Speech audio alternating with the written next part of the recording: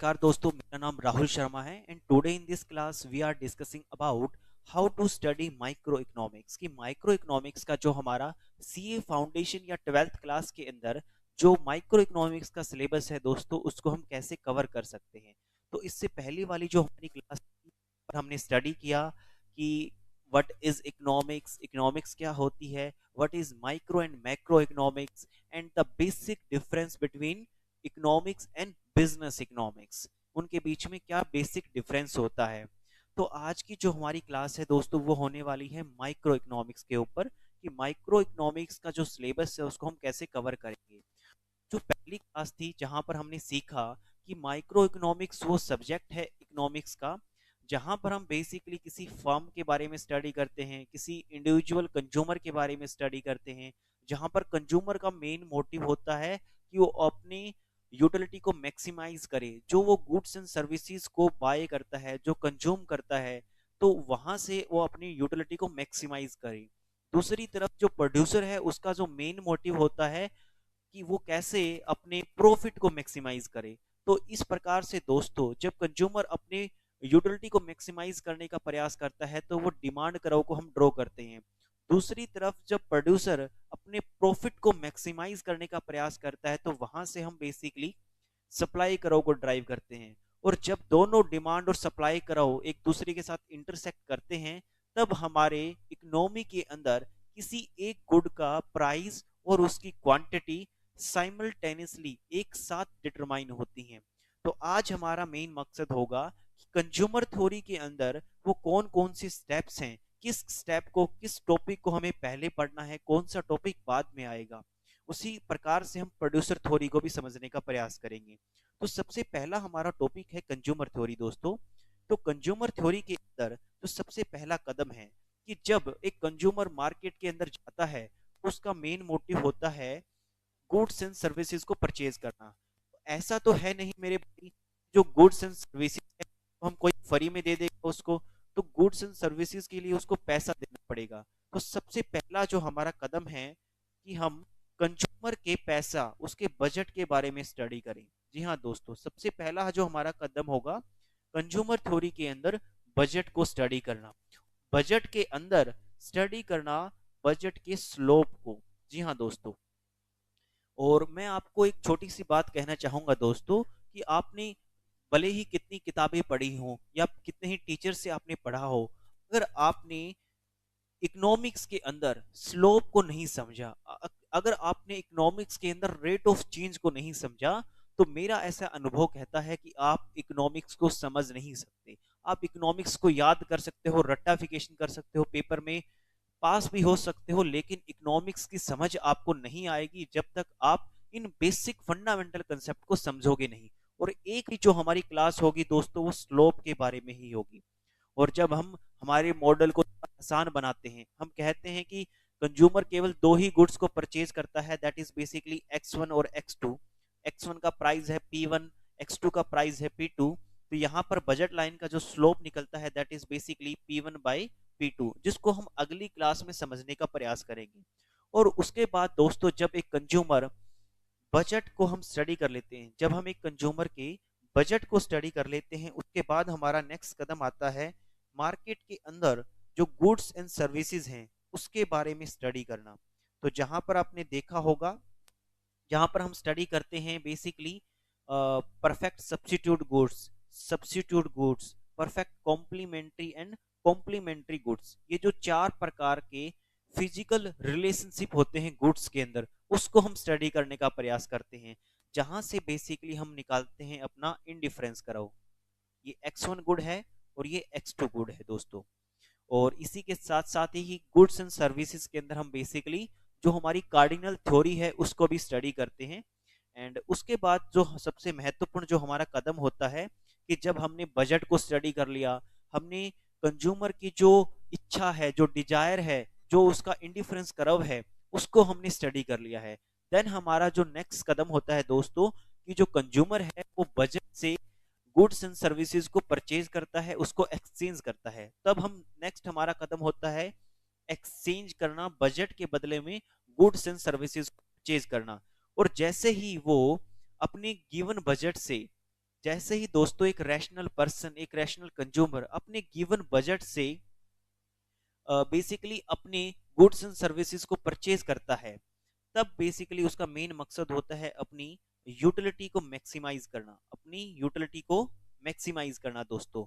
और वो utility maximise होती है जब बजट लाइन का स्लोप और इंडिफरेंस कर्व का स्लोप एक दूसरे को टच करते हैं, जहां पर एक कंज्यूमर मैक्सिमम यूटिलिटी को गेन करता है। और जैसे ये दोस्तों यूटिलिटी को मैक्सिमाइज करता है अपने गिवन बजट के ऊपर, तब हम उस पर्टिकुलर गुड्स का डिमांड करो भी ड्राइव कर सकते हैं, डिमांड करो भी ड्राइव कर सकते हैं। तो इस प्रकार से हमें बेसिकली दोस्तों क्या करना होगा, कंज्यूमर थ्योरी को स्टडी करना होगा। पहले हम बजट को पढ़ेंगे, फिर हम अलग अलग प्रकार की गुड्स को स्टडी करेंगे। इसके अंदर हम basically normal goods, given goods, inferior goods को भी स्टडी करेंगे। और इसके साथ साथ ही price effect, substitution effect, income effect, इन सभी प्रकार के इफेक्ट को भी स्टडी करने का प्रयास करेंगे हमारी कंज्यूमर थ्योरी के अंदर। और जब हम दोस्तों हमारा डिमांड कर्व को ड्राइव कर लेते हैं, उसके बाद हमारा जो नेक्स्ट कंसेप्ट आता है डिमांड कर्व की इलास्टिसिटी को फाइंड करना। बिकॉज जो डिमांड कर्व है दोस्तों, वो हमें बताता है प्राइस और क्वांटिटी के बीच में डायरेक्शन को, लेकिन यह हमें यह नहीं बताता कि प्राइस के चेंज होने पर क्वांटिटी में हाउ मच, कितना चेंज आएगा, कितना एक्सेंट चेंज आएगा। तो नेक्स्ट हमारा कंसेप्ट होता है बेसिकली इलास्टिसिटी, डिमांड की इलास्टिसिटी को फाइंड आउट करना।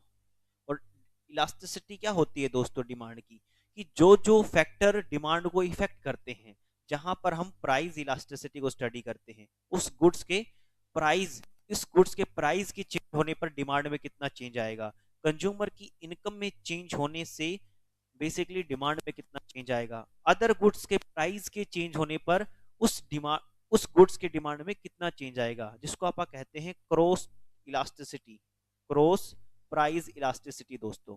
तो इस प्रकार से हम डिफरेंट डिफरेंट टाइप की इलास्टिसिटी को स्टडी करते हैं। इसके अलावा यहाँ पर हम एडवर्टाइजमेंट इलास्टिसिटी को भी स्टडी करते हैं।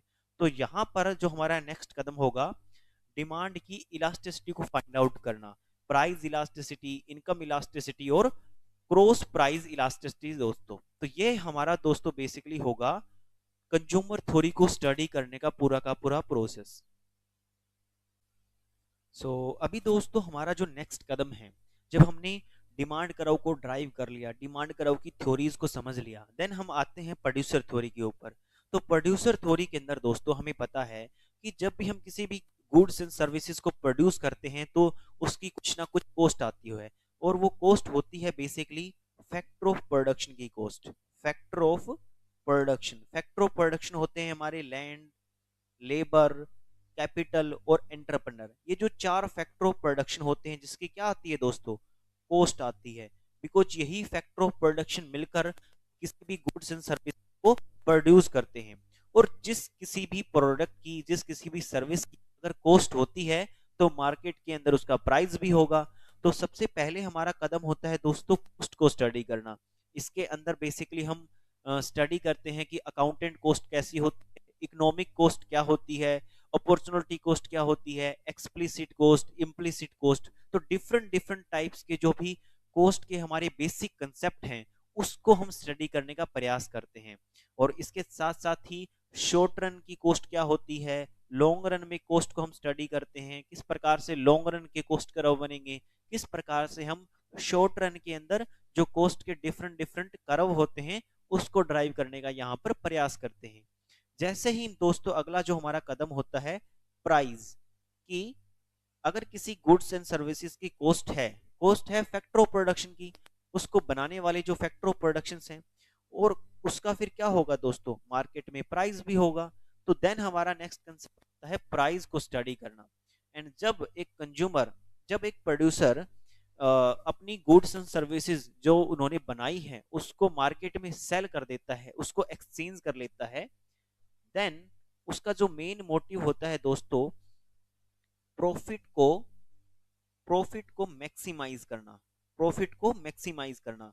तो जैसे यहां पर हमने यूटिलिटी को मैक्सिमाइज किया, उसी प्रकार से परफेक्ट कंपटीशन के अंदर मोनोपोली कंपटीशंस के अंदर, मोनोपोली के अंदर, ओलिगोपोली मार्केट के अंदर, ये जो चार डिफरेंट डिफरेंट टाइप्स के हमारे मार्केट होते हैं, perfect competition, monopoly, monopolistic competitions and oligopoly, इन चार मार्केट के अंदर सबका अगर मोटिव है प्रॉफिट को मैक्सिमाइज करना, तो हम यहां से निकालते हैं हमारा दोस्तों सप्लाई कर्व।